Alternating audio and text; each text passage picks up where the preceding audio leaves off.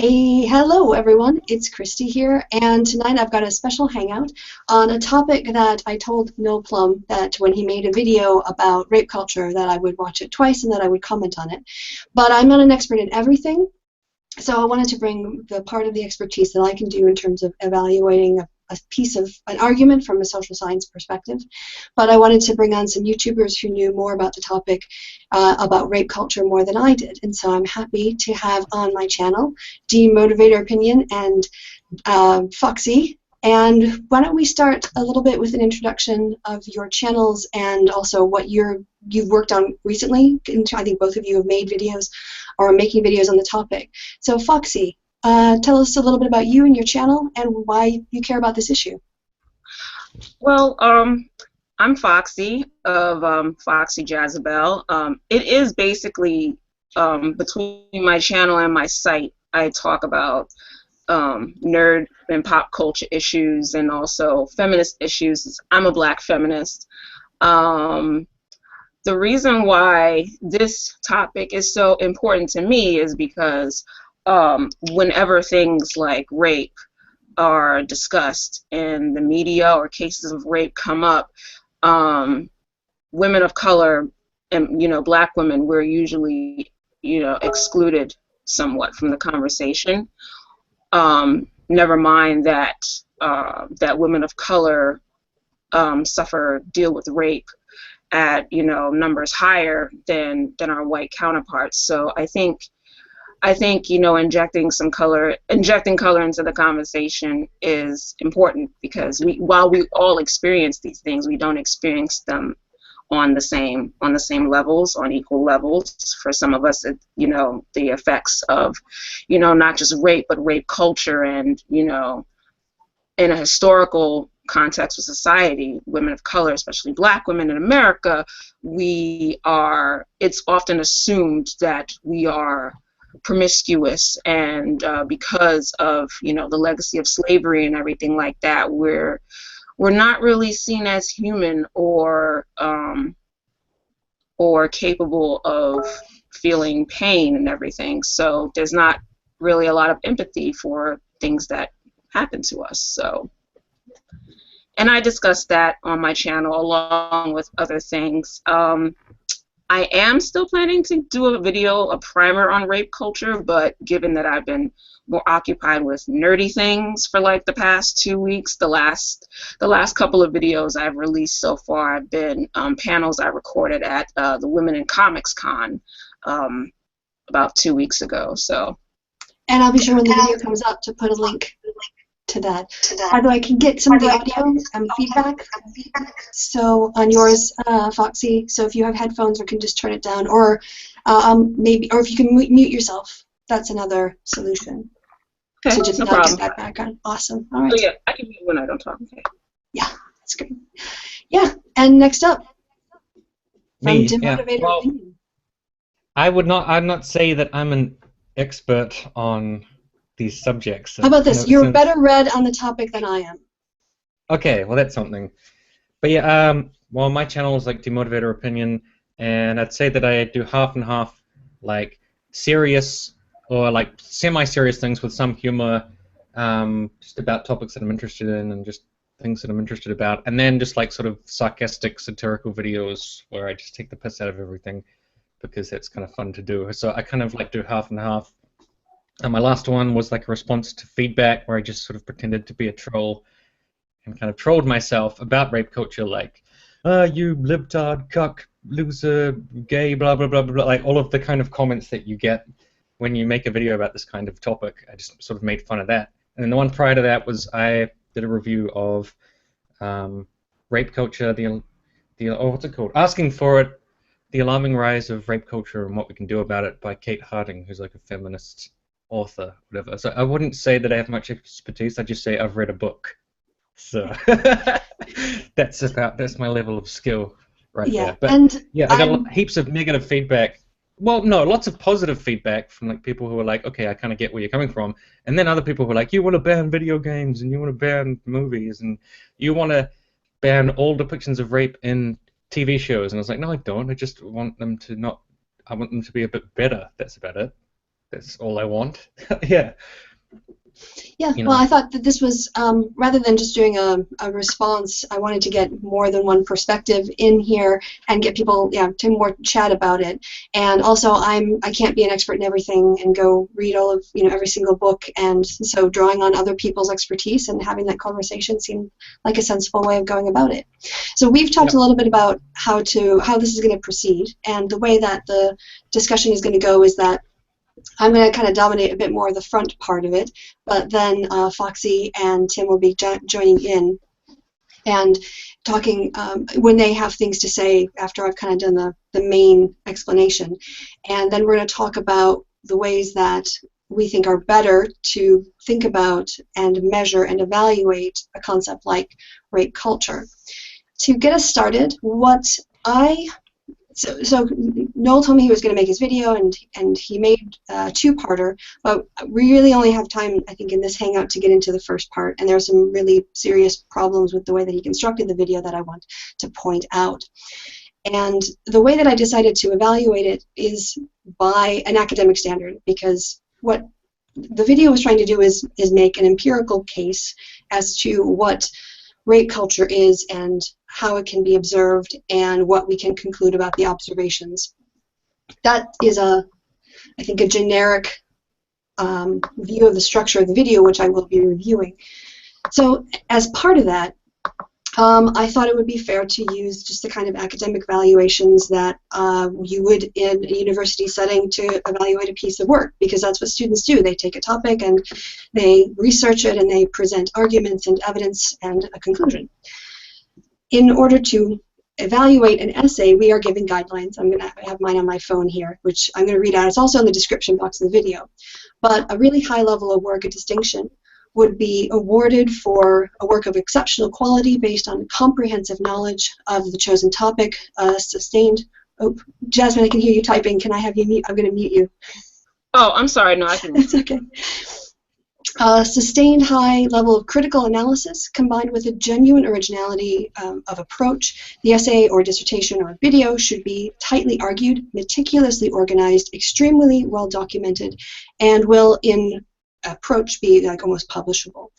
A pass is awarded for something that displays some knowledge of the chosen topic but has weaknesses of understanding and thoroughness. Arguments will be weakly structured and important information and references might be lacking. There may be a considerable proportion that is irrelevant or otherwise fails to directly address the question. And finally, you would give a fail for a piece of work that is seriously flawed, displaying a lack of awareness of essential texts and incoherent arguments.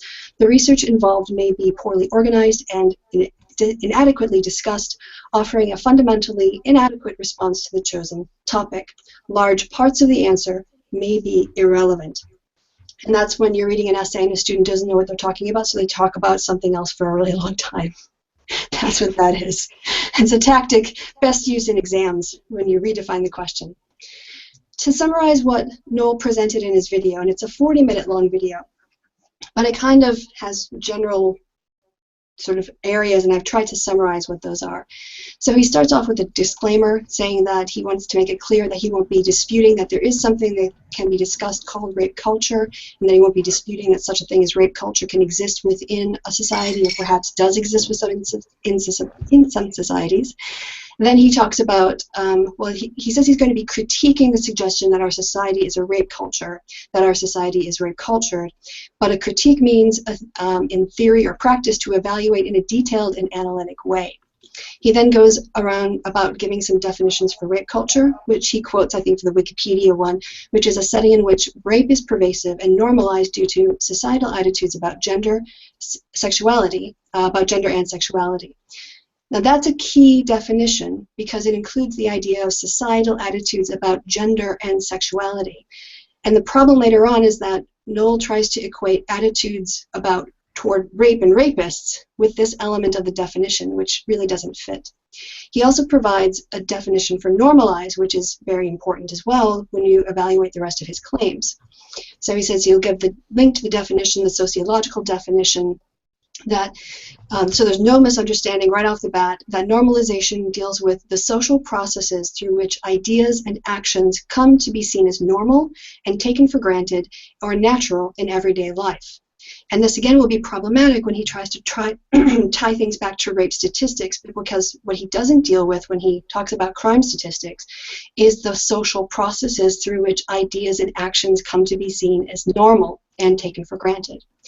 He then moves on to discuss, I have my note here, a need to consider pervasive and normalize, and he tries to say that it's about having abnormally high rates of rape in a culture. But that's not what the definition deals with.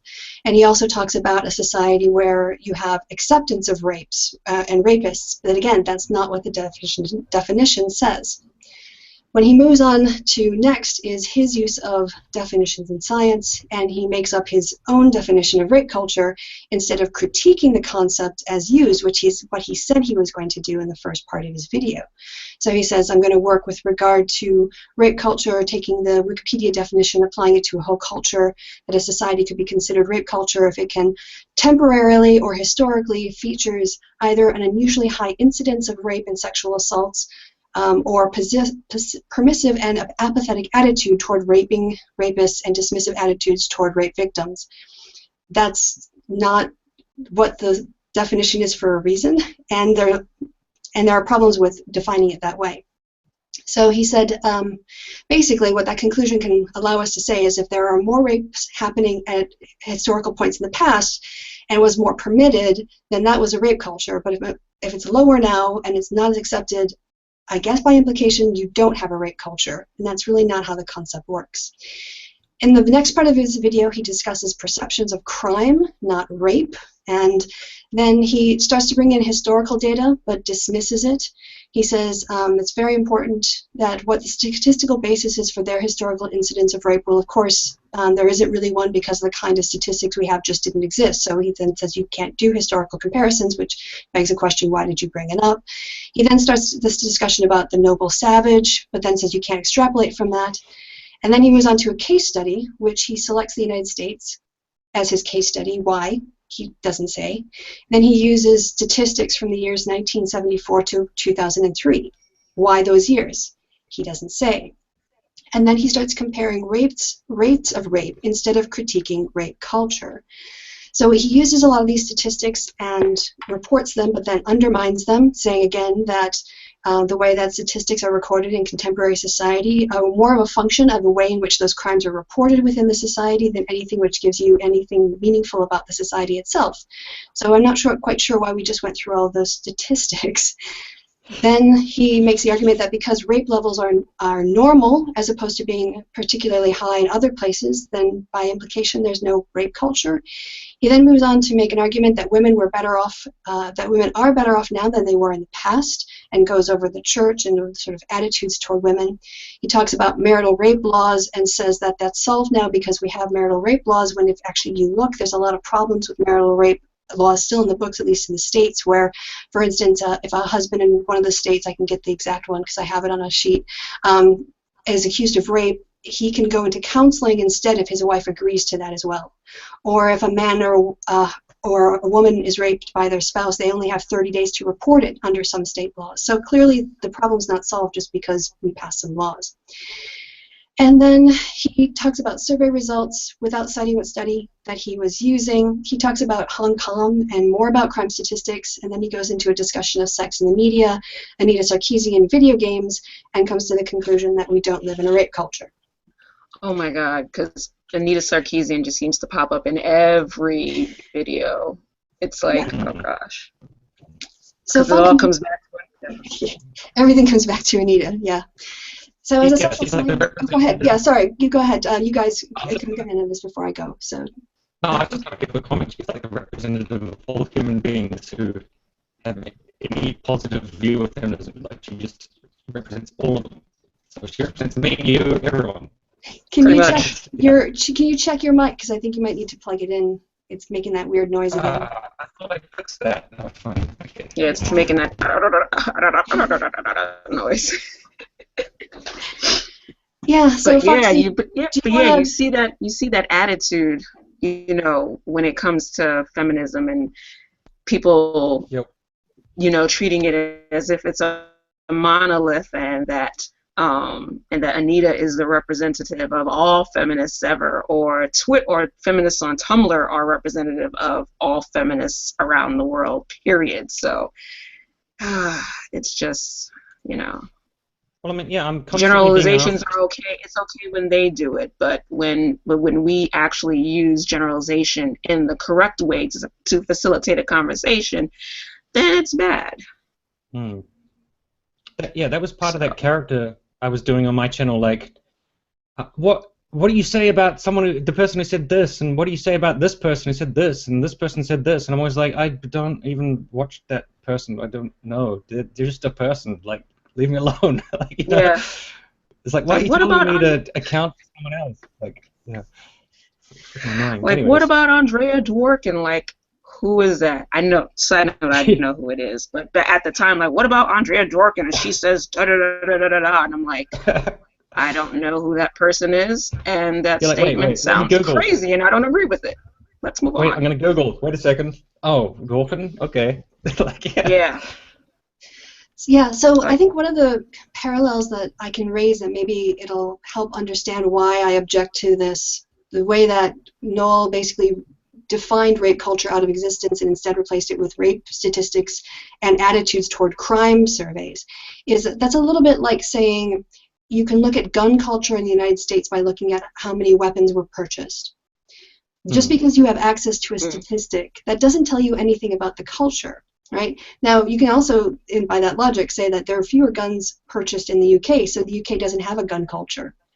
By that sort of like, oh, where there's high prevalence of rape, that's a rape culture, and where people can get away with it, you know, by law or whatever else, that's a rape culture, but nothing else is. It's like saying the UK doesn't have a gun culture, when clearly there's a whole like tradition of fox hunting, and probably people in the military who have big, you know, gun, you know, the sort of ammosexuals, you know, subscribe to magazines and follow these kinds of things.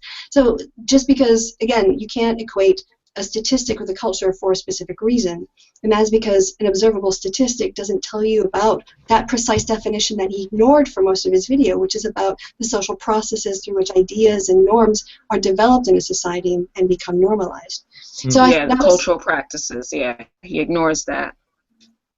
Yeah. So okay, Kim, go ahead. I was just going to say, well, I feel like I can represent maybe better because I've just like been dealing with a lot of them, more like some of the criticisms of rape culture that some of these people seem to have, and one of them seems to me is splitting up the world between like real world events and attitudes. And I think like one problem people have with the idea of rape culture is it seems very broad, so they're always like, are we talking about actual rapes or like actual crimes or like actual things that are happening, or are we talking about like how it's depicted in TV shows, people's attitude about it, like how people talk about it around the water cooler and how that, like, you know, perpetuates rape in society. And I think like part of what critics of it do is they break it down into one separate element, because, you know, words have multiple definitions. So there's, when you read the definition of rape culture, there's like 6 bullet points. You're like, well, which one is it? Is it, you know, normalizes rape in society, or is it like attitudes towards rape, or is it high prevalence of rape, or is it to do with the police and how they look at it, or is it to do with the courts, is it to do with what people think when victims talk about you know, their personal situation, whether they're doubting them and saying that they're making it up, or like whether they believe them. And I think that's part of the difficulty of understanding what rape culture means, and it's also like ammo for people who are criticizing it, because they're all like I got a lot of feedback like, you want to ban video games and shit, and I was like, well, what? No, because it's like they find. What's that? That's a pretty big leap. Well, because they find one little bit of the rape, because the rape culture definition is quite broad, so they hone in on one bit about, like, you know, depictions of rape, and then they say I'm all about that, and that's all I care about, and I'm just a prude who wants to like ban Pulp Fiction or something, you know. Yeah, I think, you know, that point about it being a really multifaceted concept. Foxy, I don't know if that's something that you want to jump in on in terms of getting your having a discussion about a concept like rape culture, which is so multifaceted, not only just like, yeah, in terms of categories, but in terms of, like you brought in before, about people's lived experience of things. I can definitely jump in with that, because I see that all the time when I talk about intersectionality. People see that term and they automatically think like, oh, so you are just going to be, they pick out certain things, or they hear certain things, and they to, oh, well, you just want to blame white people for everything, and you're a racist. And it's like, no, that's really not it. Me saying that the group that I'm in, you know, are like, you know, 3 times more likely to, oh, I don't know, be sexually assaulted before we're 21 and stuff like that. That's not me saying. How do you get me bringing that up to saying that I hate white people, or I want white genocide, or something like that? And it's the same thing So with racist. it's the same thing with yeah, and it's the same thing with, you know, when feminists critique anything, when Anita made her, you know, tropes versus women, and then she made her set of videos critiquing, you know, certain problematic things within video games. It's like we criticize certain concepts, and then it's like, oh, you're just a prude, and you just wanna take our games away from us, and you wanna take this away from us, you wanna take that away from us, and just da da da. And it's like, we can't take anything away from you. Like this, you know, just think about that. When you say, oh, you just want to take this and that away from us, like, we can't take anything away from you. You know what I mean? It's just, when it comes to I'm sorry. So, you know, when it comes to rape culture, and when you hear the blowback of, oh, well, you guys just want to reduce sex down to this, you know, prude thing, and, you know, you just want to take the fun out of it and don't want anybody to drink and have fun and da da da da. And it's like, no, that's really not what we're saying at all. You know, we can't take the drink. It's like they imagined us like jumping in, you know, video game wise, and just running to take the beer out of their hands. Like, you can have my video game and you pry from my cold dead hands. That's right. You can have my beer when you pry from my cold dead fingers, and, you know, feminists are going, your proposal is acceptable, and just taking it.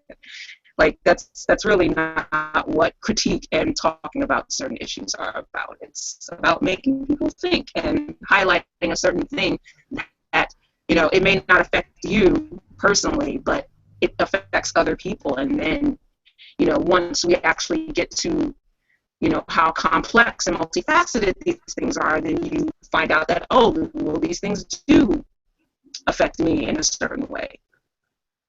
You know, it's the same thing with feminism, and how people sort of seem to think that that it doesn't focus on men's issues, especially when it comes to, like, radical feminism. Ooh, I said the boogie word, radical feminism. And, you know, realizing that all it means is wanting to get to the root of oppression or an oppression, and seeing how it affects people. And even with my, you know, praxis as a radical feminist, I see how you know, societal structures and cultural practices not only affect women negatively, but men negatively as well. How they affect everyone, because no one escapes culture. Nobody escapes what they've, you know, internalized and what's been ingrained in them, you know, in their environment. So, you know, and I don't know why that seems like a controversial thing to say. Just so you know, Foxy, your audio is a little bit coming in and out, Robotic, a little bit choppy. I don't know if you can drop down your bandwidth to, like, medium. I don't know if you're on HD, but maybe dropping the bandwidth in the window, if you know how to do that, might help. Drop down my bandwidth? Yeah, I'm kind of ignorant. That's okay, it's okay. It's up in the, sorry, it's a 30-second timeout for the video. On the top middle, yeah. Yeah, there's that hovering bar, and it looks exactly like a Wi-Fi signal. You've got the red phone and the settings button, and it should be adjust bandwidth usage. You can drop that down to medium, and it might help. Oh, here we go. Yeah. Okay. So did you want to drop it to bring it back to the middle? Yeah. How's that? Fingers crossed. Let's see. That's probably better, I think. Yeah. I think okay.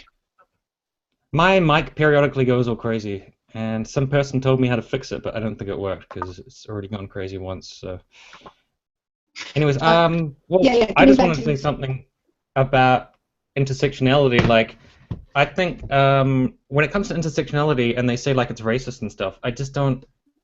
That's literally, there's nothing in the definition of intersectionality that would lead you to believe that it's racist, because it was originally created as a way of like bringing black women and other people into feminism. So it's pretty much the opposite of racist. So I don't understand. Yeah, like it how was coined by a lawyer. So, and it was used in law at first, and then seeing people saw how you can apply it just to the issue of making social movements more inclusive, to begin with. So literally designed to be the opposite of racism. So that's what's bizarre about that. But on the rape culture issue, I think it's a little different, because I think one of those definitions is attitudes towards rape in society, and that's the part where the anti-feminists hone in like a laser, So Noel Plum spends a lot of his time talking about attitudes, because that's the part that they feel is the weakest that they can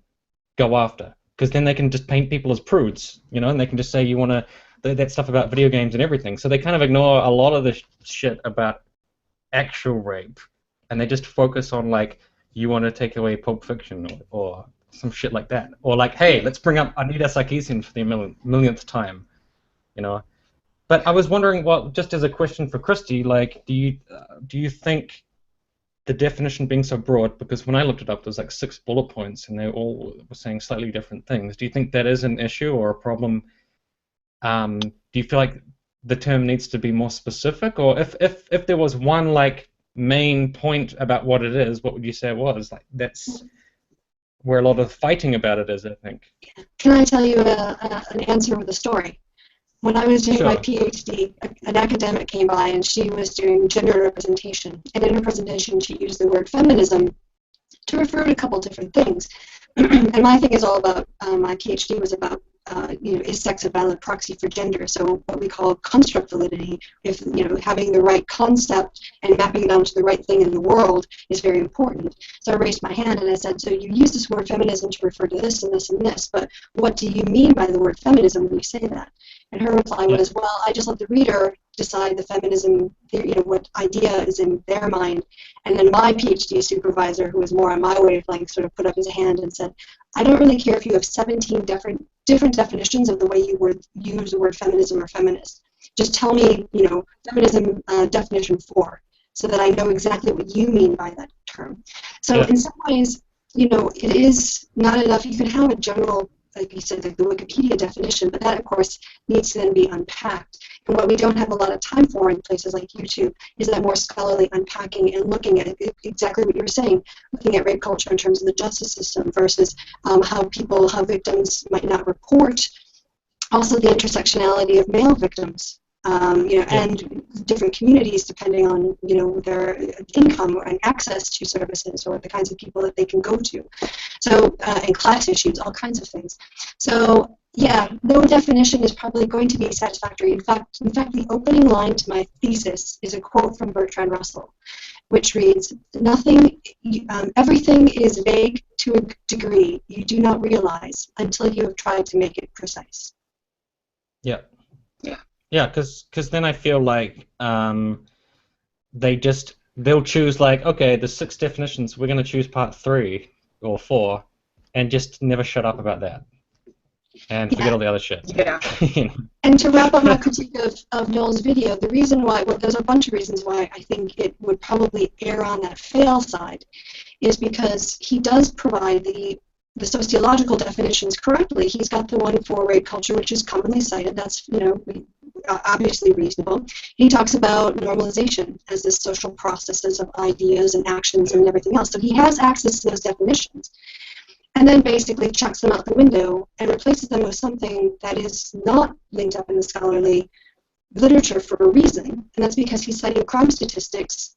He's not talking about culture, and then throws in a lot of other things that really don't deal with the critique of rape culture as he already provided definition for it, and then ends up by convincing himself at the end that there is no rape culture.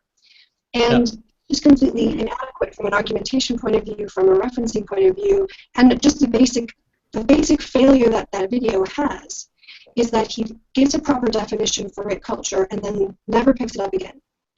And Yeah. everything he says when he moves into crime statistics, you can dismiss because he's misoperationalized the concept. And there are so many ways in the world that we're going to talk about that you can actually capture the concept of rape culture and look at it empirically. Evidence is out there. It does exist. But Yeah. even when he went to look for statistics, let's say he looked at rape statistics in the United States between this random window that isn't justified theoretically on any account, or why he picked the United States and not Britain or France or Canada. He had no case study justification. He didn't look at, for instance, rates reported in the military, where since there have been changes to the culture and now more opportunities are there for victims to get services, you see an increased number of rapes reported. So he again didn't even survey the data completely in terms of what rape culture could be empirically measured at in terms of the rapes in a culture like a military culture, and what happens when you change that culture, you get more victims coming forward. So That's right. it really just same thing with same thing with campus rape. Yeah, I just watched a movie on that. I'm not The like Hunting Grounds.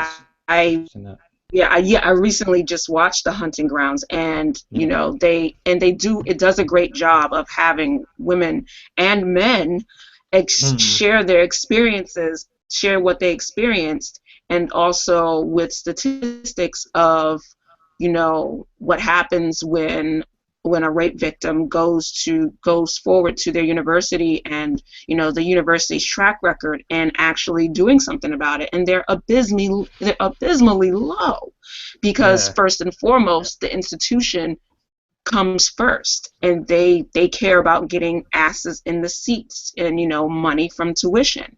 So and then when you add in more elements, like if the perpetrator belongs to, the school, any of the school's sports teams that bring in donors to the school and everything like that, then everything just becomes more complicated and becomes, again, more about protecting the institution than protecting rape victims and rape survivors, So, I don't think so. Statistics can't really help in that. The rape statistics, right, like crime statistics, sometimes it's like it's hollow because it's only like one part. It's like going about it half-assed, and I think that's pretty much what Noel did. He went about it half-assed and took only one method, went about one avenue, and only cared about quantitative research instead of combining quantitative and qualitative. And I think I said that to Kristi before, that you find a lot of new atheists when it comes to social issues. They'll do that a lot. They dismiss qualitative data completely, and they'll justify it with some semantic, philosophical explanation on how what's going on, and how you can't trust your mind and the things that so to put it crudely. One of the things that really stood out about Noel Plum's video is that the conclusion was in the title. So it was like, does rape culture exist? No. And I was like, who makes a video like that? Like, is global warming a real issue? No. I don't know. Like, you could make it about anything, Is something happening? No, it isn't. And I'm just going to explain why it isn't happening. And you're like, okay, well, you can possibly be biased. But then I was thinking, like, okay, well, if the answer is no, like, watch that movie, The Hunting Grounds, and then go tell one of those victims of a rape on a campus that rape culture doesn't exist. And I don't think they're going to be very happy with you. Like, or watch The Invisible War.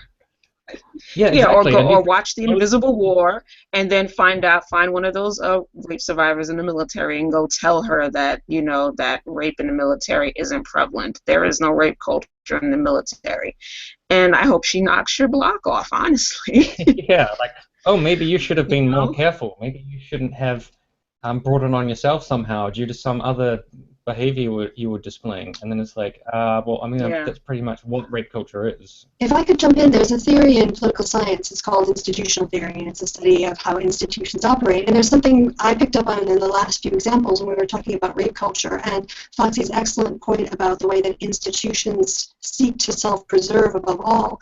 And we can really think of, I think I've already thought of like at least 3 examples, possibly 4, of incidents where sexual abuse and sexual assaults were covered up in order to protect the institution, whether that's the military or the Catholic Church or universities. Or there was another one that, someone had mentioned another institution that had a vested interest in making sure that victims didn't come forth. And this is, I think, a really important nexus that really describes rape culture, because it's in these institutional settings where people are making these private decisions, for instance, not to pass up a complaint of a female soldier who has put a complaint in against a general, which until, I think, very recently, No hope at all. Yeah. And so what are the norms there that are stopping that? And that means that that guy, if he is guilty, and I'm going to say that when people are accused, maybe not 100% of them are guilty, but there's going to be some proportion that are. If they're not prosecuted, or if they're protected by their university, or they're protected by someone else, that is letting people get away with rape. And that is the kind of culture that protects rapists, and that's rape culture. Yeah, I've also exactly. Oh, sorry, or you I'm sorry, Tim. You mentioned go. Kristi. You mentioned institutions, and also institutions can also encompass like high schools and the members of a town. Like Steubenville.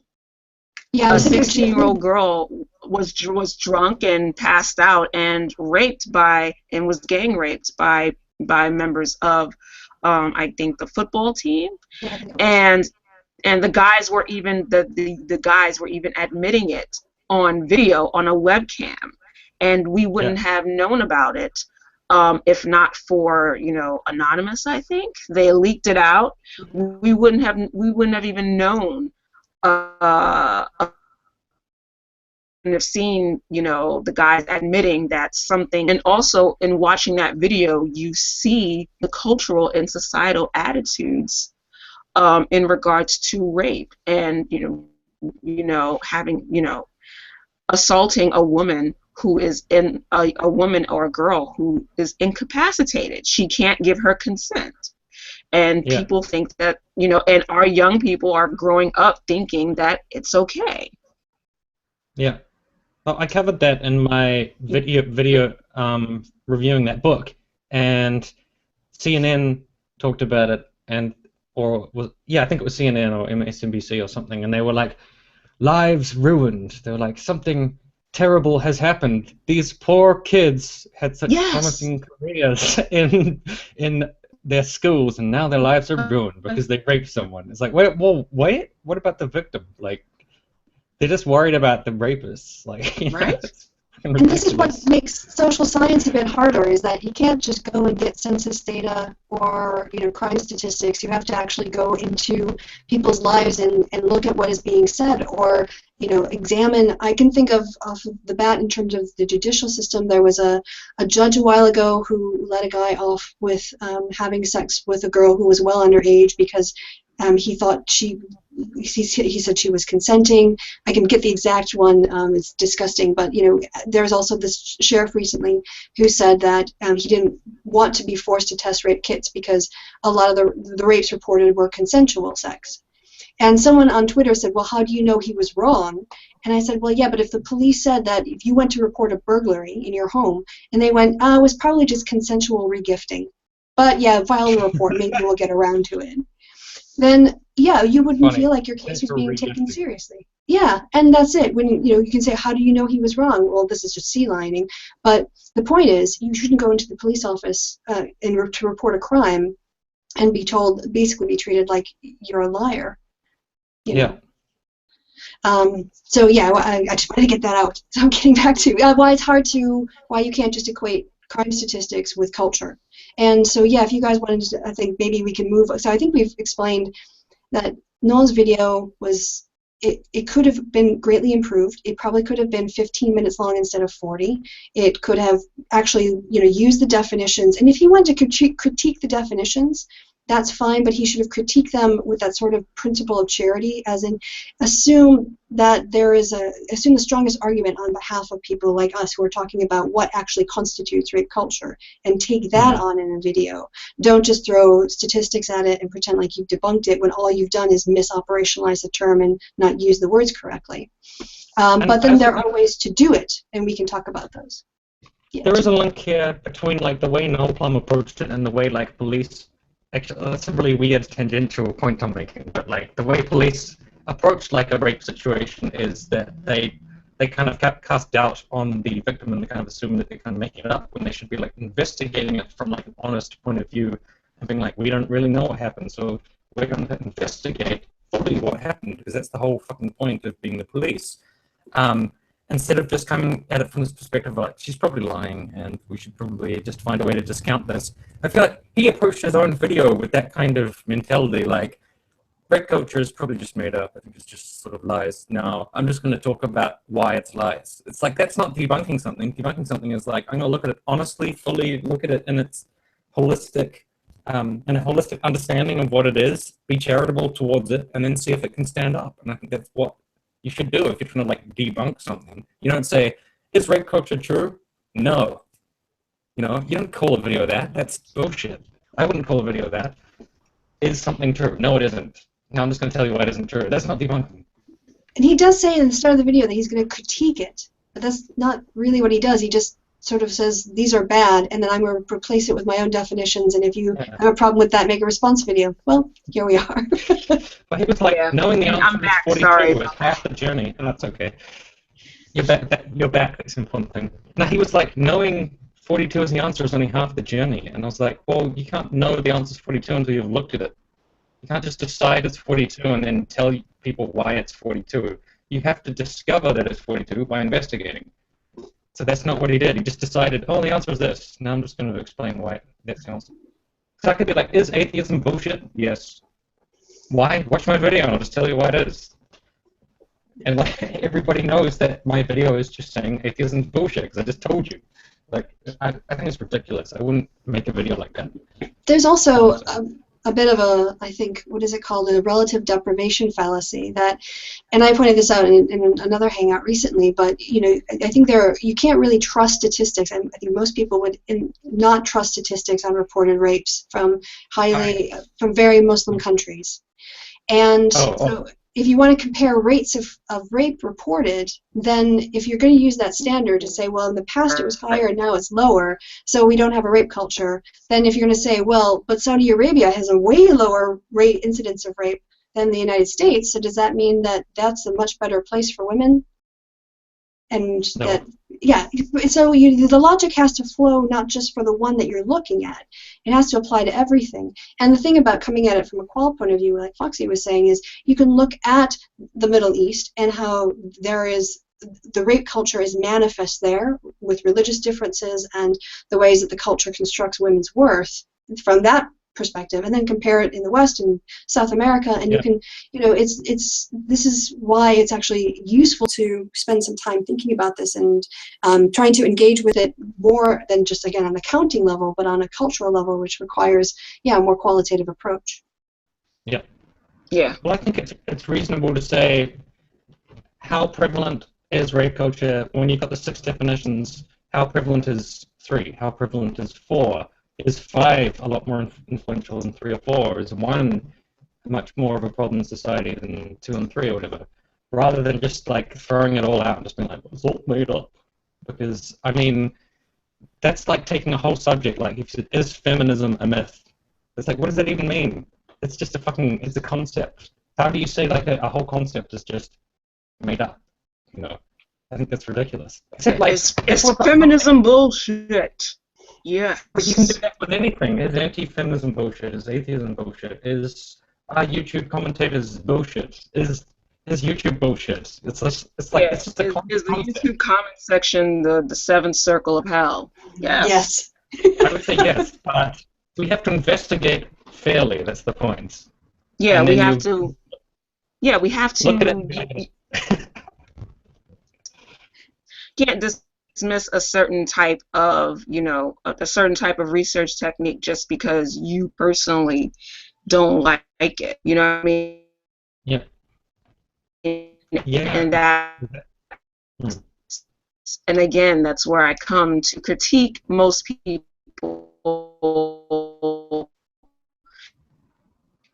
We're having some audio technical difficulties. Cut out a little bit. New atheism. Oof. You know, Foxy, I might have to have you start over. We're missing a lot of this. She's like stuck in an infinite loop. Oh no. It's like a really bad dubstep song. Isn't it most dubstep songs? Oh, not the wub wub. The wub wub's pretty good. Okay. Oh, Foxy, we can't hear you. I think he's still on the same sentence. It's not bad the lag is. I'm starting to wonder if we should just drop everyone down to audio and everyone go to their avatars, if that might help. I think I'm doing okay because I got fast internet recently. So. Yeah, but you're still a bit scratchy. I think it's USB. My internet's fine. All right. Okay, so the sentence ended. I don't know. She's frozen now. Maybe she'll drop out and come back in. But do you want to pick up on? Oh, yep, she's jumped back in. But do you want to pick up on the way that culture can be assessed? We talked a little bit about institutions, but from the book, can you think of some other examples of ways that she talked about rape culture manifesting societally? Well, a lot of it, like a decent chunk of it, was just about like the courts and judges and the way that they deal with rape cases, which is basically like there's instances where the judge is lecturing to the victim about what they could have done, which is really fucked up to think that the judge would be doing that. So the judge would be like, it's probably somewhere in the South, so no offense to the South, but they'd be like, well, you should have known a little bit better. It's not right to just go out late at night and be drinking. So I think that, I'm going to probably fine this person, but in the future you should be careful what you're wearing. You shouldn't wear such short skirts and all this shit. And he'd be like, I wouldn't let my daughter out of the house like that. That kind of shit. And this is the judge, Yeah. On Facebook, Facebook recently, I inverted that and said, what if we did it the other way around and said, well, look, she was drinking. What was he going to do? Not rape her? I mean, come on. She was there, and he's a guy, right? And so, what is he going to do? Put her on his couch or call her friends and have them pick her up? No, he's a man. Of course he's going to rape her because, what do you expect? Of course. I mean, if you take it, it's so fucking stupid. Yeah, if you do it like that, and show what when people say those things about women, what they're really saying about men, then people start to get in their feelings and like, oh my God, well you're just Schrodinger's rapist and you hate men and you think all men are rapists. Da, da, da. No, you think all men are rapists because of the definitions and the dictates that you have for men to be real men or men in society. You dictate that men, are the consumers of sex and that women, are the ones to have their sex consumed. So, therefore, a woman can't rape a man or a man can't, or even a man can't rape another man. Let's not talk about how low reportings of men being raped by other men are just because of the stigma that they face. Yep. Yeah. And that is part of rape culture too. It's an it's an intersect. Yeah, all of these things intersect, and I feel like when people critique these things and try to just reduce them to these simplistic conclusions that make no sense, it's really intellectually lazy, because life is, I get that we like to find ways to make understanding things easier and to make life easier, period. But, we can't use that as an excuse, especially if we're serious about the things that we care about. If we're serious about social equality, if we're serious about really getting to that egalitarian utopia that most people seem to think we're at already, but we're really not. We really can't be this afraid, this cowardly or this lazy to tackle multifaceted issues, to tackle complex issues. Like we can't, Yeah. Well, I feel like, a lot of people seem to have some issue just with the phrase rape culture. That's what sets them off the moment you bring it up. And the same with like feminism. When you just use the word feminism, everyone just loses their shit. But I think like I've had people talk to me like, is there a murder culture? Is there a theft culture? Is there a blah blah culture? Is there a this culture? And I would say to all of those, yes, there is.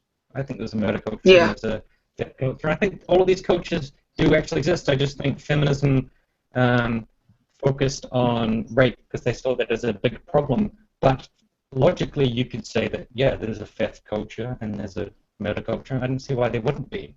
It's just that we're focused on this particular issue because that's the issue that has been really marginalized and sidelined and is such a big issue because everybody already thinks that murder is really bad. And everybody already thinks like if someone breaks into your house that's just really terrible. Everyone agrees like that piece of shit stole my stuff and everyone hates that because they hate getting stuff stolen from them. But when it comes to rape, there's this attitude of like maybe the victim had it coming and stuff. I guess if you left your house completely unlocked and all the windows open, there might be a case. But if your house was just like on the corner and everything was locked and it was fine and someone broke in, they wouldn't be like, well, maybe you should have secured your house better. We're like, well, but it was all locked and it was fine. Yeah, but you probably did something wrong anyways. Like, well, right. And also thinking and also thinking about that, when it comes to rape and how people, when people hear the term rape culture, they automatically think, oh, well, in society we think rape is terrible, we think it's horrible, and, we prosecute rapists. Well, if you look at the statistics, we don't prosecute enough of them, for one thing.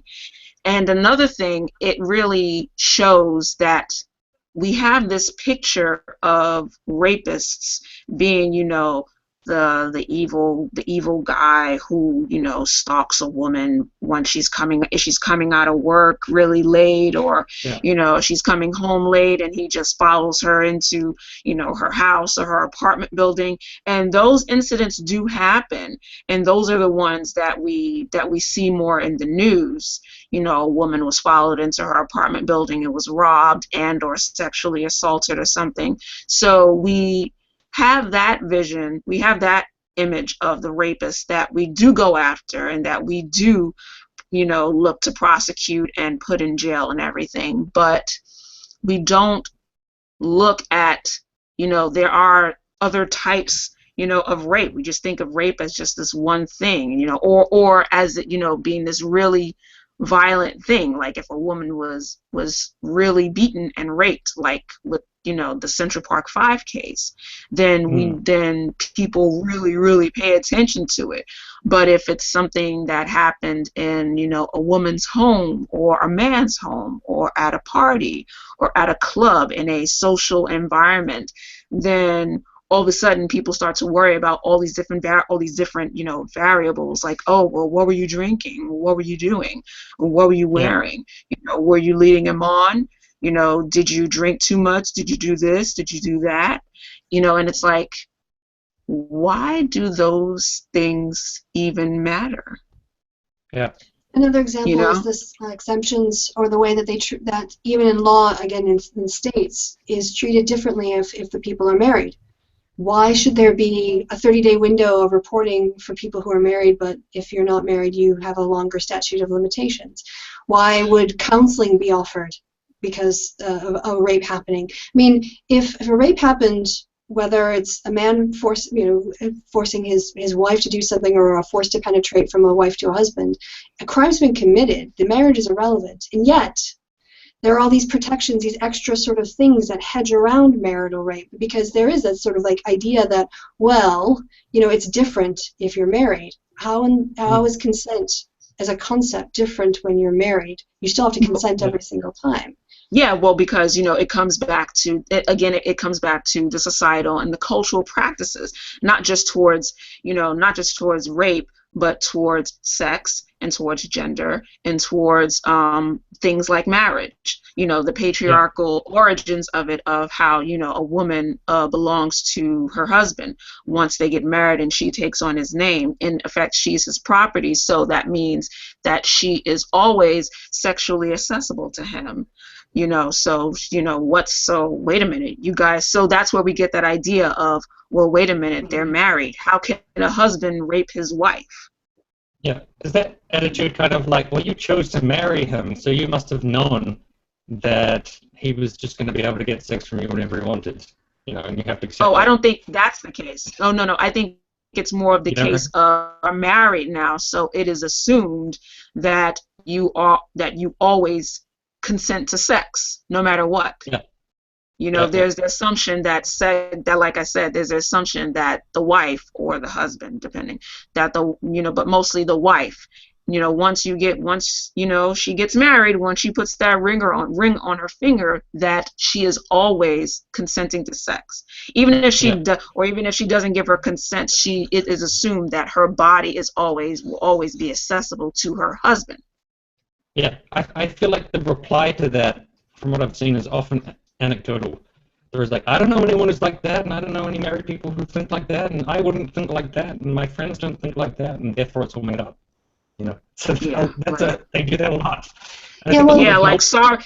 Sorry, I mean, that's, you know, so why was it, you know, back in the 20s where, you know, you see the cases of women who, you know, who consume like things like raw milk or whatever's in their cabinet to, you know, terminate, you know, a fifth or sixth or seventh pregnancy that they didn't want, you know, because, you know, it is assumed again that, you know, once they're married, you know, we're going to have babies. You know, it's our duty to populate the world with people, you know, so I guess those things just came out the blue because, you know, we were just bored and thought I wonder what'll happen if I decide to store raw milk for, you know, 2 weeks and then drink it.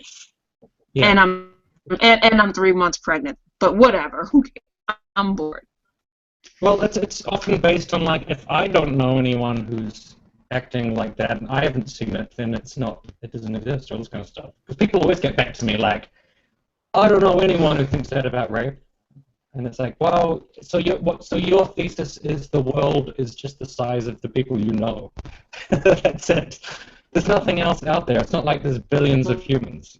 Since we're on the topic, one of the clips that you put in your video, Tim, was... Oh, well, I've never heard of it. Sorry, go ahead, Foxy. Yeah. Oh, no, she's dropping out again. All right, well, I'll keep talking. It was Paul Ryan's clip that the method of conception shouldn't have anything to do with whether or not a woman has a right to access to abortion services. And I hadn't really thought about because again, I'm not like a gender expert. I'm like a quants person, and I'm a feminist, but I'm not a good feminist. And I haven't read all the books, you know. Like I'm a feminist in progress. That's another category. Oh God. Yeah, I'm a feminist in progress. I'm always learning, trying to get my education up. But good feminists know everything right now. So yes, we're all feminists in progress. So don't feel bad. Thank you. This idea that basically, you know, if a woman is raped and she becomes pregnant, that's not really as important as the fact that she's now carrying a baby that should be delivered for reasons. And I hadn't really thought about that in terms of rape culture, but it really is a way to normalize insofar as make it acceptable. Go, oh, it's terrible that you were raped, and it's terrible that you got pregnant, but now we're going to take away your autonomy because we know better than you, and you're going to have to just go through this because the government says so. And that's talk about state-sanctioned normalization there. Yeah, like, oh my God, rape is so horrible. It is terrible. Right to terminate, to kill a life. That doesn't give you a right to kill that baby.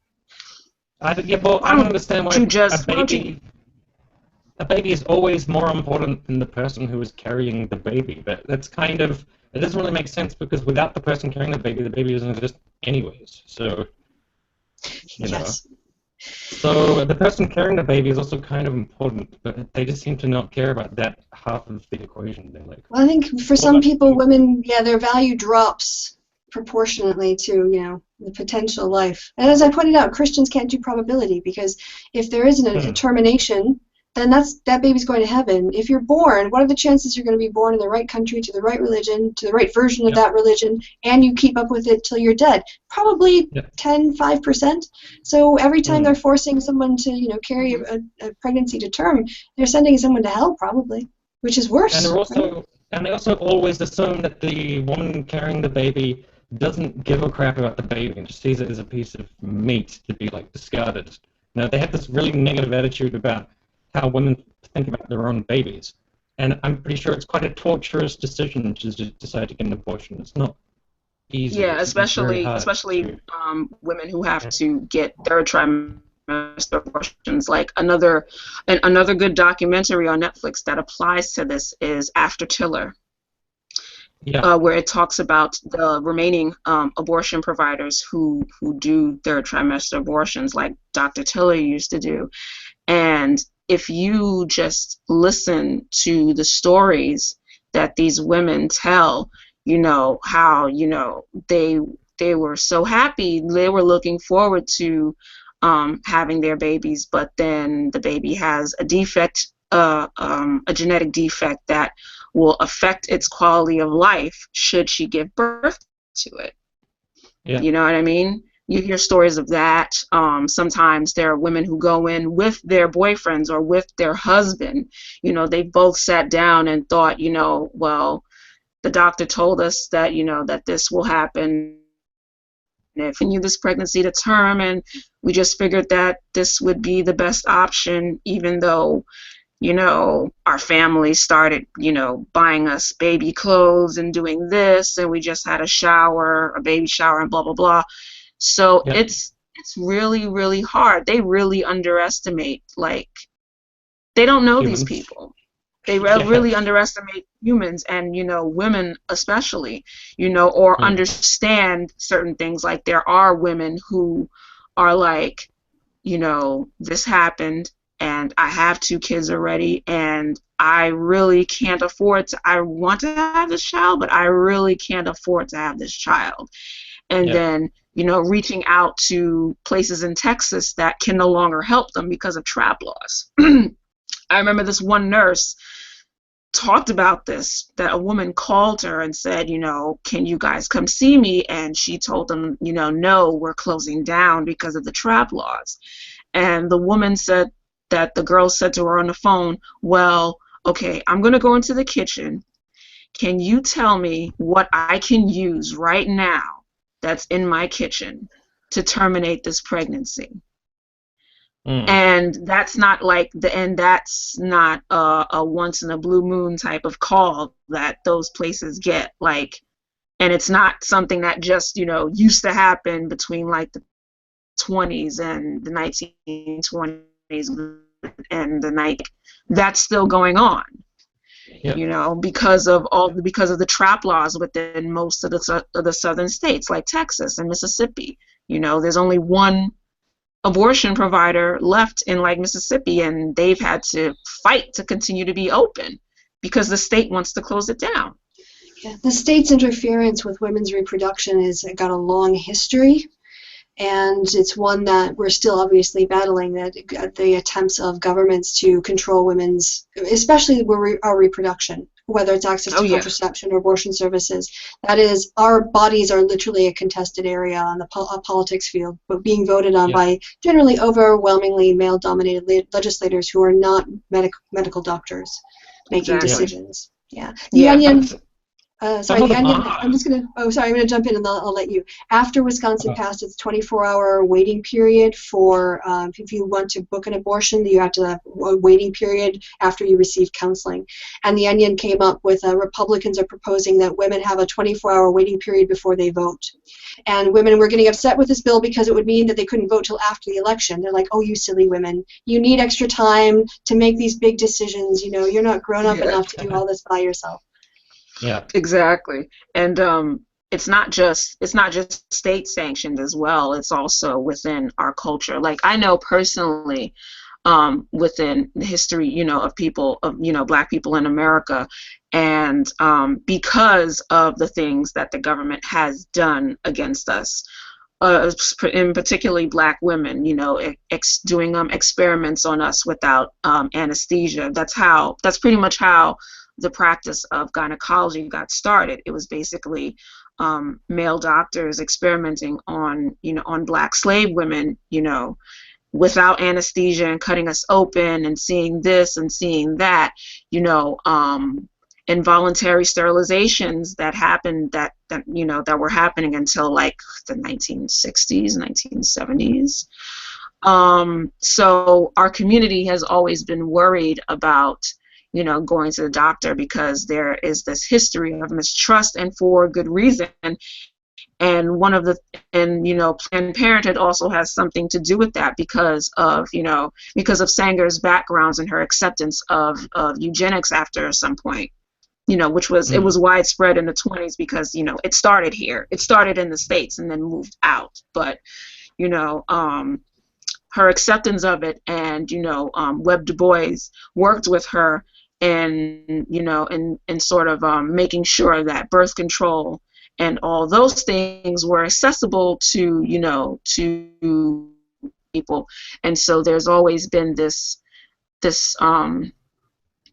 cult legend, or this cult belief that, you know, Planned Parenthood is, you know, is out, you know, to continue genocide on Black people and, you know, things like that.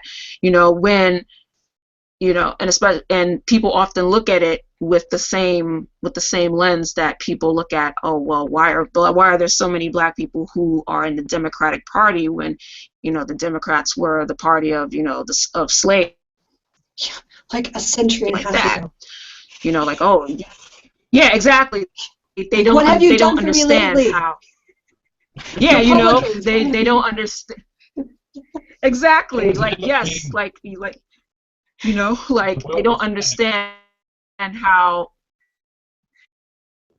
institutions over time, and how even if, you know, Margaret Sanger, even if she did have the, you know, the plan, even if she did have a plot for, you know, genocide or something like that, it wouldn't take away the necessity of a Planned Parenthood now. Yeah. In 2016, especially in communities where, you know, there's not a lot of money, there's not a lot of access to quality health care, and that there is a place where working class women of color can go and get, you know, OBGYN screening and, you know, acquire health insurance.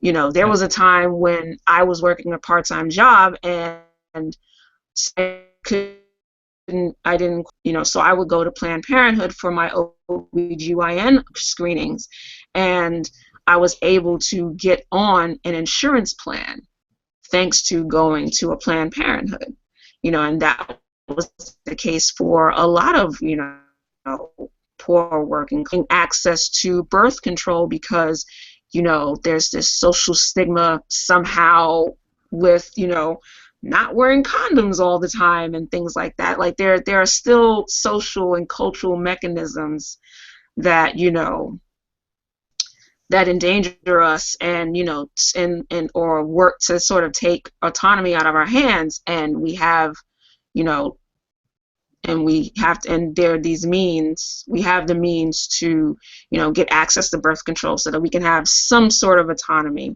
and deal with in our environments, you know, but yet the state is trying to take that option away if I can bring it from back, women. to the topic, but also tied in. When I was at university, a friend of mine was sexually assaulted, and it took her several days to sort of admit to herself when it happened. And when she did come to grips with it, she didn't feel comfortable going to the university's health service.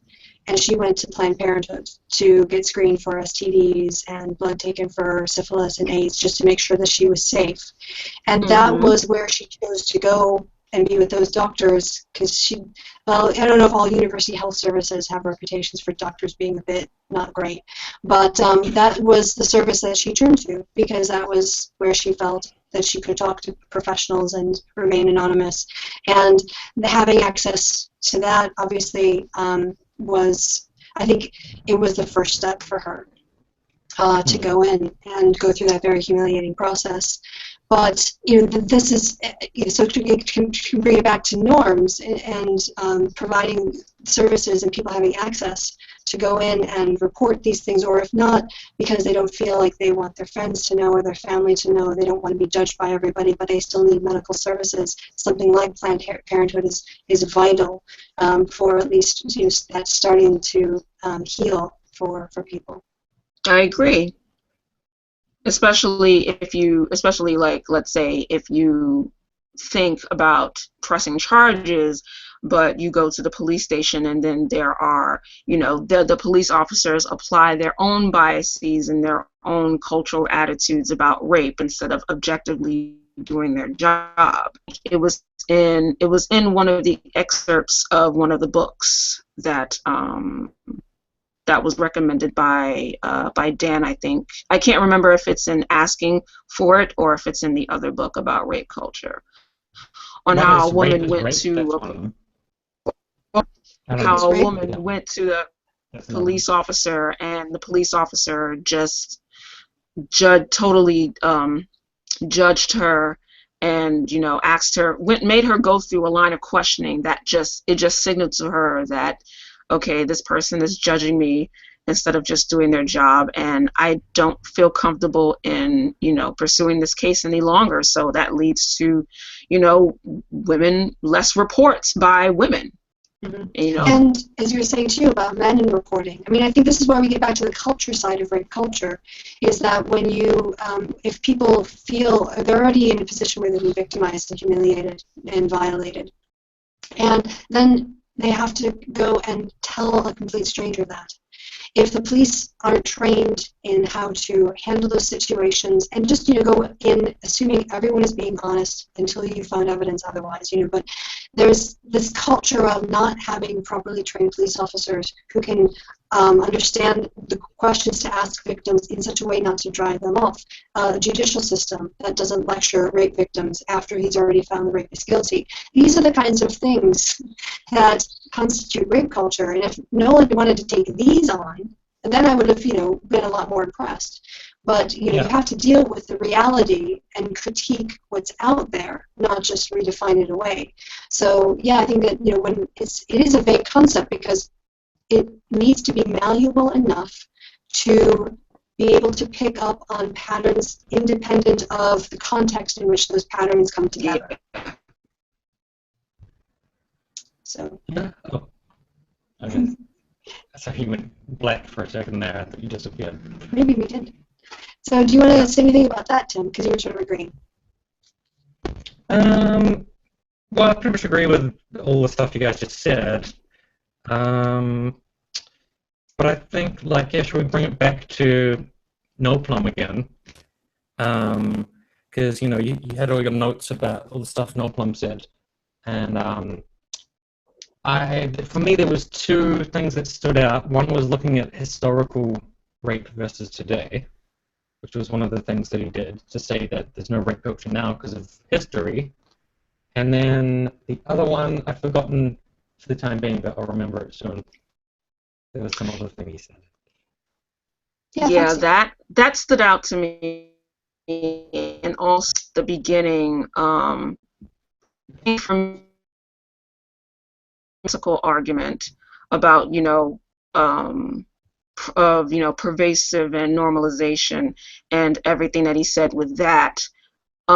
that stuff really sets the tone for the video for me, especially, and just, you know, having him go about it in this very, you know, semantical and verbose way. Like, there's nothing wrong with having you know, a very expansive vocabulary and everything, but also at the same time seeing how he was going at the term rape culture just on how, you know, just on the term itself, the words and how it was defined, and saying that, you know, well, we have to have, you know, we have to make sure that these things, you know, retain their meaning, because then, you know, if we apply it so broadly, then it ceases to have, you know, power or meaning or something like that. And I'm like, no, the fuck it doesn't.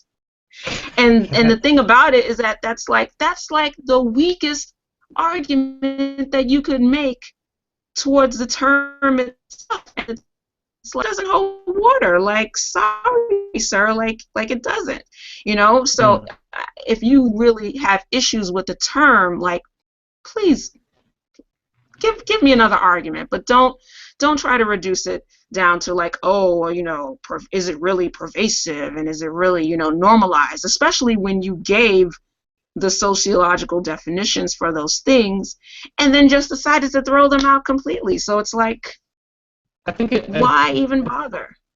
It's the normalized thing, and it's kind of conflated with like celebrating rape or something. Like, they, in their minds, they're like, if there was a real rape culture, if you found out your friend raped someone, you'd be like, yeah, good job, bro. Like, yeah, we're all good. Let's go have a celebration about that, or whatever. Or yeah, like, rape party, bro. Yeah, exactly. Or like, if a victim went to the police and was like, I was raped, and then the cops are like, great, yeah, fantastic. It's rape culture. Yeah. It's really, really obvious all the time. Otherwise, people don't understand it. Like, you know. Yeah. How did you feel about it when it happened? Were you excited? Were you scared? Like. Yeah. And what they ignore is, if you look at the example, this like cartoon version where people don't act like how just like humans behave. We act like it's like some weird world where everyone is just partying and celebrating rape when it occurs, and then TV shows are like telling us rape is fantastic. But the world is a lot more subtle than that. It's not like, some things are kind of under the surface. In fact, a lot of things are just under the surface. They don't just straight up tell you, we think rape is great. Or like, you know, politicians don't say, you know what, I think we should blame the victims more because of rape culture.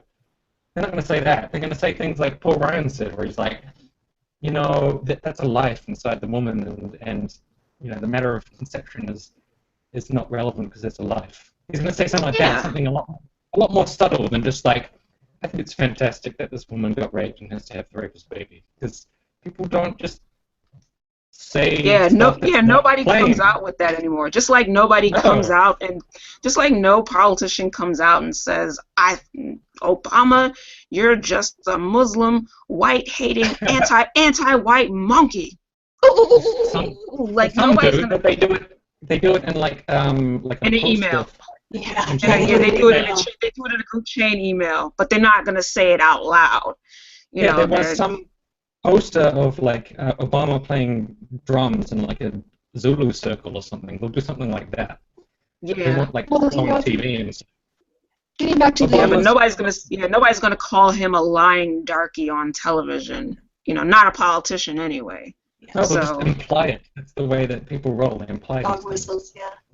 But you know, if they want to talk about, I mean, here, if no one wanted to talk about a situation of normalization around rape, well, then let's look at what the Catholic Church did when they had basically a procedure for dealing with priests who had been accused of sexually abusing the kids in their parish. You know, they would move them around. They had a complete internal procedure to protect themselves from being found out for that. And you know what that does? It normalizes the idea that you can rape and get away with it. And it perpetuates the problem. Yeah. That's a culture. I'm sorry. Go ahead, sorry. I was going to say, people have an easy dodge when it comes to that, though, because then they just say, oh, it's just because of religion. And then it's nothing to do with rape culture, it's to do with religion. And then they just... It's like, no. The Catholic Church is just an institution. Other institutions do the same thing. Yeah, like universities, like the military. And you go through. Mm-hmm. Yeah. like, you know, sports organizations, or, you know, or the institution in like a more looser, nebulous term via society, when, you know, when beloved celebrities when there are accusations of rape against beloved celebrities, and the evidence keeps mounting up and mounting up against them. You know, like Bill Cosby, or athletes. You know, like not too long ago, there was an athlete who was tried and convicted in a couple of states of raping women between like 2 to 4 states. But yet, you know, people were like, but he's an athlete, he's famous, you know, he doesn't have to rape anybody. And then, you know, first you're like, first off, why would anyone have to rape anybody? You know, and, you know, what makes you think that a person is, you know, is incapable of like raping someone just because they're an athlete or an actor or a philanthropist or something like that? Where does it say that, oh, this person is exempt from being rapist because he or she is thus? You know, that person's already got everything. They couldn't ever. There's no circumstance in which they would rape someone because they've got a nice car or some shit, like a nice house. So they must be like perfect as a human being. Something like that. Yeah. So I think, yeah, in terms of the discussion, I just think it required more work on Noel's part, that it really was a straw man at the end of the day, because he didn't deal with the definitions that are accepted, and he presented information that was not the definition. It was about a completely different topic. It was a little bit of a bait and switch there. And, yeah, relative deprivation fallacies, and yeah, it really was, at the end of the day, I think it could have been 15 minutes long. It could have, if he wanted to make the points, he should have just, you know, built it all his case based on the evidence, and forget the pitbull thing, and forget all that other stuff, and just, you know, make your case. Because the other part of the problem that is all the amounts of irrelevant information that he threw in over the course of it that really didn't have anything to do with the question, the critique that he was trying to make, or if in his mind it wasn't connected. And so, yeah, I think this discussion, we've covered a lot more of the complexities of what you could do to investigate the ways that we observe rape culture and how it manifests in different areas that are all independent and unique, but can be labeled as part of rape culture. Well, Kristi, I want to get your view on the historical aspect. Sorry, you know, because that was his main. Oh, sorry. Go ahead, Tim. You're right, yeah. I was going to say, I want to get your view on the historical aspect, because that was probably one of his main parts of his thesis was, in the past, rape was worse, society was worse, everything was worse, and then at a certain point, feminists decided a rape culture exists, but it just happened to coincide with everything, in his view, getting better. So now we're applying a label to something which would have been much better in history, because now everything's all like roses and dandelions. Well, he didn't say that, but you know, so today it's not as applicable as it would have been back in medieval Europe or some shit. I don't know what you think about that. Yeah, I didn't understand that argument at all. I really didn't get it. Yeah. Yeah, you can't really go back in time and evaluate medieval rape culture. I mean, because that culture no longer exists. It's lost time. It's past. Yeah, it's a dead culture, and there's not really, and if anything, those things were, you know, if it were such a thing, they were much more normalized to the point where nobody really thought of it. The concept hadn't come to anybody's mind yet, so we really have no rubric to really examine it. But his main problem, I think, there is he's saying that, well, if there's 12 rapes last year, but per so many persons, but this year is only 11.9, then suddenly we've crossed a magical threshold here where it's no longer a rape culture. And I don't know where he draws that line. He just said in the past it was worse. Today it's gotten better, therefore no rape culture. Like, well, no, you still have, it doesn't sort of matter how many rapes are occurring within a culture in terms of the reported rapes if the culture itself is still operating in such a way that people aren't coming forward, men and women and children, boys and girls too, teenagers, when these things happen because of cultural norms or stereotypes or fears or other things. So yeah, exactly. Like, and when he said that, I was like, wow, if we were to go by, what he laid down, then people would still think that, oh, there is no Jim Crow. There was never any Jim Crow going on in the South because, black people weren't reporting when they were being assaulted by the police or when they were being harassed by white people and, when their daughters were being, raped on their way home from work and stuff like that, or when their sons were being beaten up or lynched for no reason, like, oh, the rate of reported lynchings were so low compared to, back in lynching's like not a back, problem anymore. Compared to post-emancipation, so therefore there was no, racist culture or whatever. Ida B. Wells was just lying about all that. Yeah, in rape culture, these things aren't a necessary and sufficient condition. Whereas if you get all of these things met, then you trigger it. It's not like a chemical reaction where if you are missing one element, you can't get the thing. That's not. And this is part of the quant stick, I think, because he didn't say at what level it stopped being a rape culture. He just said it's lower than it was in the past, probably, but I don't really know because we don't have the data, and even our measurements aren't really measurements because they're just about what people are willing to report. So he's undermining his own data while he's also trying to make an argument. Well, I had it really felt all over the place. I had a brief conversation with Garrett about it, and we basically came to the conclusion that it's basically just a phenomenon for which we didn't have a name before. So it's like always existed, it's just we didn't have a name for it. So if he wants to say, was rape culture worse in like medieval Europe or something, I would just say yes. Does that mean that it's not bad today? No. They're not logically connected. It's not just because something used to be worse, it doesn't exist anymore in any capacity. It's like you're saying with the Jim Crow laws. It's like, well, we used to have slavery and Jim Crow, so how could you say we have racism? It's like, well, maybe the racism has changed. Maybe it's different. It's a different type of racism.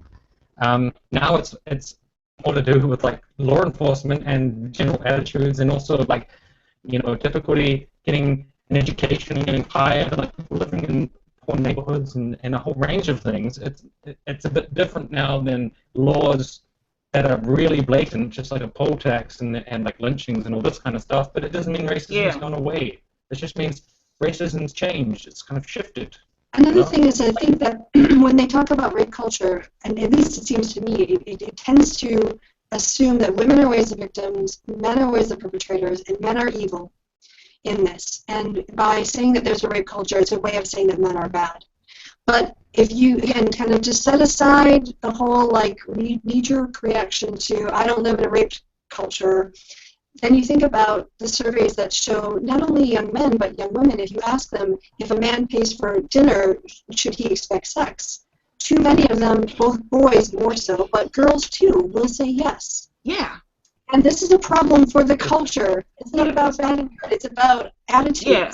It's not about it's not about women against men or girls against the boys, because we all internalize internalize what's in our culture, what's in our society, and just that survey that you brought up, there was also a survey of high school students who were saying that if a girl is asleep, is it okay to try to facilitate sex with her? And boys and girls both responded yes. It's not just the boys who think that they don't have to get verbal consent to initiate sex. Girls think this too. Yeah. So it's really not the either or with me or against me sort of type of thing. We're all affected by the culture. Well, I get told that as a man, I get told I'm blaming men and I hate men and I've got a problem with men and all this kind of shit. But I mean, I'm a man. I don't want to be blamed for things that I didn't do. I don't know why I would hate myself. I think it's just I have something against specific men and there's lots of them because it's quite a widespread thing, who would have these points of view, and I'm perfectly fine saying I'm against those men. I'm not saying I'm against, like, your, everyday Joe who's not thinking about it, he's got nothing to do with it, he's just living his life and he's never been involved in anything like this. I've nothing against that guy.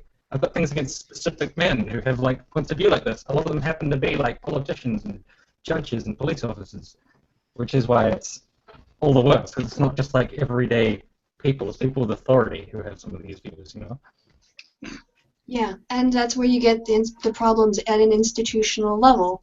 It's when people who have authority don't, have biased attitudes against any group. But this time we're talking about rape culture. They have the power to project their biases via legislation. That's a problem. Or project their biases based on what they police and what they don't police, and what they investigate and what they don't investigate. If you're at a frat party or something and you see something really hideous going on and you're like, stop doing that, that's really horrible, don't do that to that woman or whatever, does that mean that you are against men? Like, you hate men? Like, hey man, you're telling me not to, like, commit some kind of sexual abuse, you must hate men and you must hate yourself too. Like, no, I just hate what you're doing. Like, yeah, it's not that difficult. Yeah, it's really not. But it's more, for some people it's easier to be offended than it is to have a reasonable conversation of nuance. Because they only really want to bang on the keyboards. I'm angry. Yeah, Nuance is like is a unicorn. Like it's one of those things that you can barely find, especially like in comment sections or on Twitter, never in the comment section, and like hardly on Twitter. It really depends who you follow, but I mean, if you say a certain thing and somebody sees it and then they call in dogs to dogpile and make the call, make the sea lion call, then it's just it gets bad. It gets real bad. Yeah. It's like, well, I've seen like anti-feminists complain about a lack of nuance. I'm like, oh god, are you serious? Oh god, like the approach to feminism is so lacking in nuance. How could people who are against feminism possibly say, "Oh, I'm so sad that there's a lack of nuance"? It's like, oh my god. It's like, self-awareness, please. This irony shake tastes delicious. Your daily dose of irony. Your daily dose of irony. Well, guys, I want to thank you. I think we've been going for about around an hour and a half now. Mm-hmm. Can you imagine? Time has flown. We may have gone a bit off topic a bit. I don't know if did we debunk Noel's video? Yes. Yes, I think we did. We certainly raised some very strong and powerful objections, I think. It's gone. Everything about it was debunked. It's now erased from the internet. And I object. And if you want, just those guidelines are available. I think they came from like Oxford University. I think I put the link in the description box. But just generally, yeah. I think that you clearly are capable of doing this kind of research and thinking things through. I just think you need to take a bit more time to put a good argument together that can't be so easily knocked down by us. And to be honest, I think there are other people on the internet who are significantly worse and more sea-liony and more straw-manny than Noel, because he came into my comment section and we had a reasonable conversation, and I appreciated that, because like other people just come into your comments and just strawman the fuck out of you and insult you, but he actually like came into my video with some thoughts, and then we had a discussion. So I was like, I appreciate that. Yeah, I think it's possible. I think he, really just has to lighten up on the bias, because I mean, like, if there is something that you're trying to prove that doesn't exist, like, I think it would behoove you to come and go into it with the idea that it's possible that your own conclusions are wrong or biased. Like, there's nothing wrong with that. Like, even with certain points that certain things that that like MRAs complain about, like how men are treated via child support and being jailed for not fulfilling child support obligations, and seeing which groups are affected the most by those. Like, I'm always willing to research those things to make sure that that my view is isn't, is either adequate or not. You know what I mean? Yeah. And then you go from there. But to just proceed to go forth, period, starting off on the gate with, does this thing exist? No. And then just go all over the place where, like, these are the sociological definitions, but I'm just going to throw them out the window. Yeah. And just throw this stuff in here. And then throw a little bit of Anita Sarkeesian, because now it's Sarkeesian's law. Everything comes back to Anita Sarkeesian. Like, singularity. She's a singularity. More capable. Yeah. Like, you're better. I think you're better than this. You can come up with a better argument than this. And if the argument is basically because of the term itself, then just make like a 15-minute video on that, or even like maybe a 10 to 15-minute video just on that. But you don't have to spend 40 minutes on why you think there's problem with the word and the sociological definition, and insert crime statistics because qualitative media, because qualitative data is bad. Yeah, I think Steve Shives does an atheist reads, and Kevin's been doing a feminist reads. I would love to see it if someone who was identified as anti-feminist or non-feminist took a real feminist book and actually read through it and try to debunk it, or go through and answer it, critique it, whatever you want to say. But if you do think it's a load of all toss, well, then you should be able to read through one of the books on rape culture and give a really robust response to it. I think I'm just going to do a new series called Feminist Strawmans. Strawman lots of anti-feminists, really heavily. Oh man, that would be a good one. Like, wow, you seem really misogynistic right now. That's pretty big it is. I mean, and kind of racist, gotta say. Because I'm pretty much just strawmanning you. I've just got to put that out there.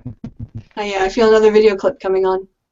Yeah. So do you guys have anything that, before we wrap it up, anything else that you want to say on the topic, other than like I just want to say too how enjoyable it's been to chat with both of you. Technical problems at all. I'm mostly remembering. I'll remember all the. I'm so. No, it's nobody's fault. So sorry. It's nobody's fault. Actually, Tim's is worse with his scratchy mic. So. Yeah. Really? Because I feel like everyone else's internet is better than mine because I'm in America and we kind of suck. Sucks ass. No, sometimes But it totally in America sucks. too, right? No, I'm in Germany. Whoops. Yeah, that's right. Deutschland. Yeah, ich wohne hier in Köln. Sugoi. I only speak Japanese, so I can't contribute. I don't do any Japanese. Oh, sugoi desu. Kawaii desu ne yo. Sugoi. Oh, is this anime stuff now? Yeah. Oh. Yeah. Oh, Tim, your Nihongo is so kakoi. How do I say again? Am I skilled? Yeah, mine, eh? Very mine. No, the only thing I was going to say was that it's funny, Kristi does all of this super, like, academic, technical, smart stuff, and then we just come in and ramble. So, like, we're going to do this academic takedown. It's going to be like totally structured and stuff, and then we just sort of ramble. No. Yeah. I just get my other nerd friends to come with me on the ride. That's what happens. Right. But do you want it to be more, I don't know, like conclusive? No. I wanted to. No, I wanted people who had more opportunity and reflection, and I wanted more of a dialogue about rape culture as a phenomenon, because again, just like one person's perspective, this is where like the whole intersectionality thing comes in. It's why maybe I do a lot of these hangouts and things on my channel, is because I want to get more voices out there and have more of a discourse than just. I mean, sometimes I do lecture, but I think on this topic it was more important to have more of a community chat of other YouTubers who are at least paying attention to this issue and have some things to say about it. Yeah, because I feel like we gotta write this all out with some footnotes and some academic peer review or something. Yeah. Oh, please. That's my job. I'll do that. Harvard style. Yeah, you can do Harvard style. Yeah, you can do that, Kristi. Yeah. Yeah, but this chat was really fun, you know, technical issues and all, and you know, I'm happy I was able to talk with y'all, because I know like we're all in different time zones and stuff.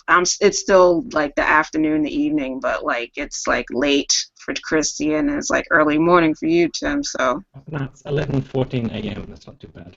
Yeah, well, we've got holiday. I've got all the Christians gave us the day off tomorrow, so the atheists get a freebie in Germany. Yay. But you know, I think this has been. I've been liking. There's a group that Happy Ostara. Get your freak on, everybody. I think we're forming a bit of a little community here, and networking and appearing on each other's channels and talking to each other on different topics, and it feels very natural and organic, and I want to kind of continue to promote that. So as often as, yeah, I can get cool people on about a topic that, you know, I think we'll have a good chat about, I think it helps. Just like the atheist community, the liberal community, the progressive community, feminist community, people who are interested in justice, you know, social justice community, just to, yeah, network a little bit and get ideas back and forth. And I've only really just started doing this, you know, like seeing the Hangouts and participating more, and really been enjoying this part of my YouTube experience. So thanks, guys. Okay. No problem. Right. So if you guys want to hang out, I'll do a little closeout for the audience, and then we can chat a bit off air. So for those of you who have been watching this, I hope you've enjoyed it. I'm sure there'll be interesting comments that we'll be looking at. But until next time, from Foxy and from Tim and from me, well, they've been them and I've been me, and you guys have been awesome. So see you later. Bye. Bye, guys. See you.